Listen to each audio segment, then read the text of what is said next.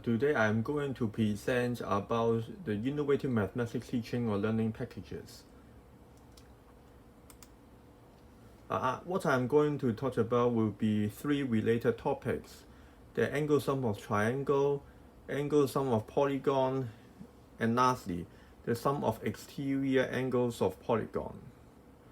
First, I assumed the second and third topics will be taught in a Form 3 class. And then the first one will be used as revision so that students will have a better idea of what is waiting for them. My objective for this innovative lesson is that I want to improve the willingness of low achievers to learn. This is because if we divide students according to their abilities into three types: the high achievers, the medium achievers, and the low achievers, most of the time the low achievers will suffer, so I want to help them more. And I want to help them by deepening the understanding and memories of the knowledge learned, because in a traditional classroom, most of the times the teacher will just announce what they should be learned, and then they have to do the same types of questions for many times in order to deepen their memories. I think these types of teaching is very effective for high achievers and medium achievers. But they do not work so well for low achievers. So I decided to tackle this. For this, I will have a flipped classroom for the revision of angle sum of triangle. And after that, I will make use of discovery learning for the angle sum of polygon and the sum of exterior angles of polygon. For the first one, for the theoretical background for the flipped classroom, is that there is a cognitive theories of multimedia learning. Because according to the CTML, there are three cognitive processes. They are selecting, organizing, interpreting. And for the multimedia principle, it said that human beings have two channels to learn. And one, they learn through their eyes, and second, they learn through their ears. However, we have limited capacity in each channels. That means if the student, when they are learning, when both channels are being implemented, they could maximize their learning capacities. Therefore, by using flipped classroom, we can reduce the working load of one of the two channels.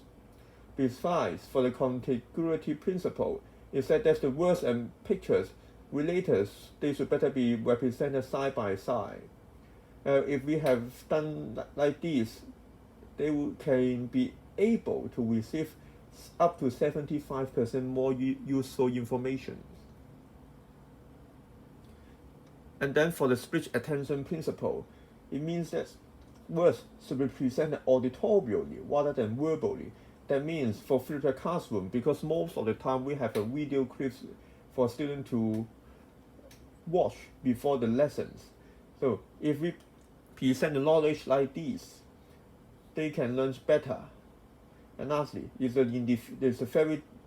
is a very important individual difference principle. It said that because we divide the learners into three types of learners: high achievers, medium achievers, and low achievers. Most of the time, the low achievers will suffer because we force all these types of learners to learn in the same speed. However, for flipped classroom, because they have to read the video clips at home, so the low achievers they can learn, or they can watch the video clips according to their speed. That means they can stop the videos when they have, for example, this video, they can stop it when they have some problems, and then they think it for some time.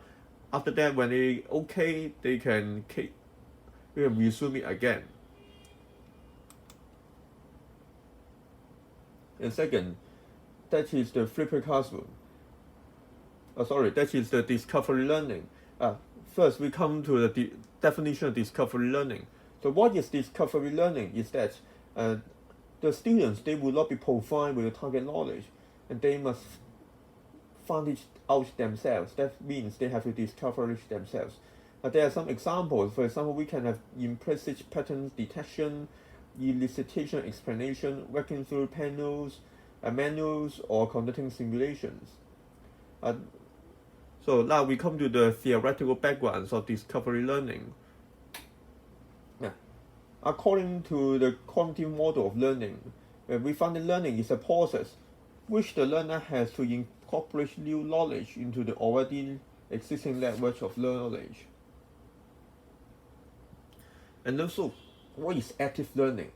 That means active participation will enable our students to draw more on their prior knowledge, because learning is a process.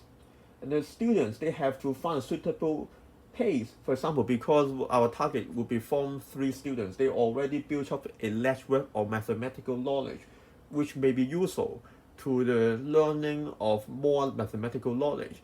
So if we use discovery learning, then they will be able to find a suitable pace, or maybe a better pace, to push the new knowledge into the already existing language of knowledge. This can create deeper processing of the materials. And also this can lead to the formation of episodal memory, which is a memory specific to a particular event. Finally, what is meaningful knowledge is that meaningful learning is that because our students can participate more actively in the process of learning than simply receiving information from the teachers. Then, because the activity is more meaningful than a traditional classroom, that can deepen their understanding and deepen their memory. Besides, this would require our students to confront the existing knowledge, which makes the learning process more concrete and more solid. And the misconception can also be dissolved more easily in science education like math. So I would like to talk about the description of design. So first, for lesson 1, the student have to watch a video quiz before in order to revise angle sum of triangle, which are learned most of the time in Form 1. And then they will have to engage more meaningful discussion about some difficult problems involving angle sum of triangle in class. And then lesson 2 and 3, we will use some discovery learning techniques to help students to learn better about the 2 theories respectively. So that is the end. Thank you.